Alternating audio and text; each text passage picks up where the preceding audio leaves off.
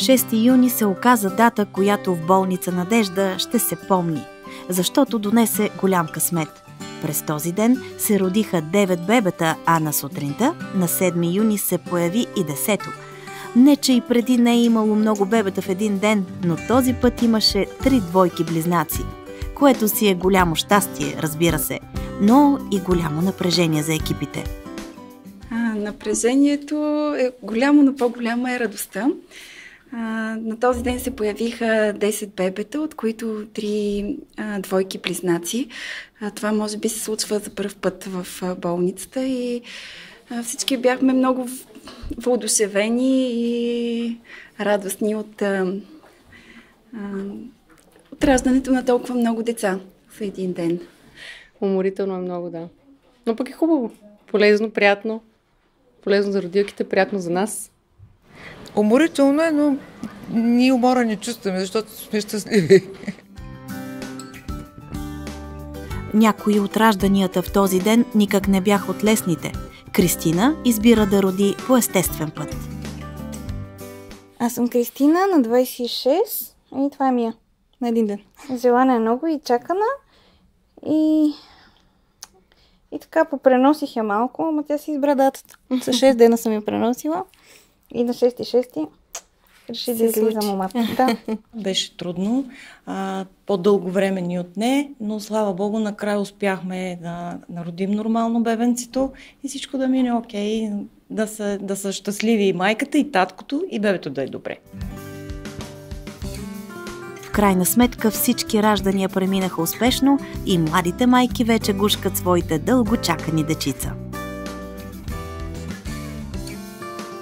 Казвам се Мария Велева, майка на близнаци от вчера.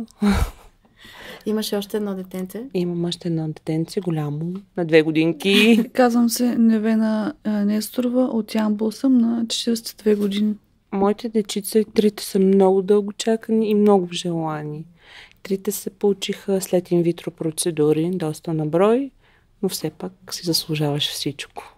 От първия опит се случи, за което съм благодарна на целия екип на болница, най-вече на доктор Стаменов, на доктор Чехомирова, лекарите, които проследяваха женската ми консултация, и на доктор Белкин, доктор Георгиев. Изразявам искрената си благодарност към тях. Това са моментите, които си казваш дори след тежки дежурства, струва си. Хубавото е това, че в болница Надежда може да видим началото и края.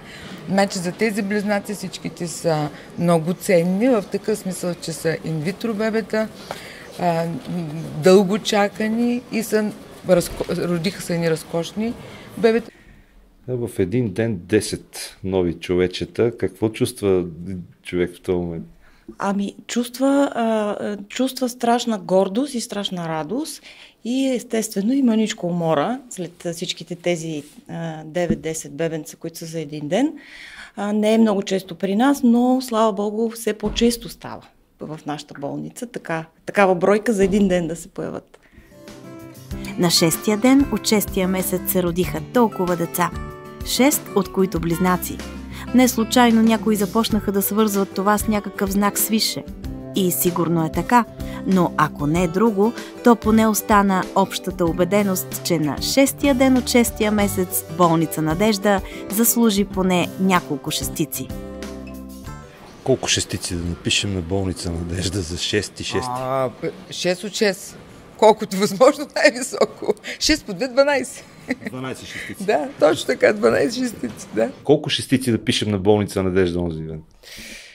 Шестица е малко, поне 7. Много. Много шестици, разбира се. 10, поне. И наистина има нещо символично в деня, най-вероятно. 6. Има много шестици за болница Надежда, да. Казват, че раждането на новия живот си е магия. А на 6 юни магията се умножи по-много. Но трябва да се знае, че зад тази магия стои усилен труд, солидни познания и умения на специалистите и работа в екип. Магията правят и майките, правят и всички, които работят. Това е магията. Оттам идва магията. Екипната работа е много важна. Хората трябва да са подготвени психически, в смисъл такъв, че винаги по всяко време трябва да реагираме както трябва. Родилките обаче знаят, че едни от най-важните за тях хора в този процес са акушерките. Те имат своето много специално място в екипа. Също целият екип е много важен, но акушерката е така доста близо до жената през цялата бременност и по време на раждането, както и след това вкъщи, в помощ с бебето. И е така, освен представител медицинско лице, е един приятел, според мен. Хубави са такива моменти. Най-малкото, защото вдъхват кураж на всички онези, които все още вървят по дългия и труден път към родителството. А в надеждата се ражда отново и отново всеки ден.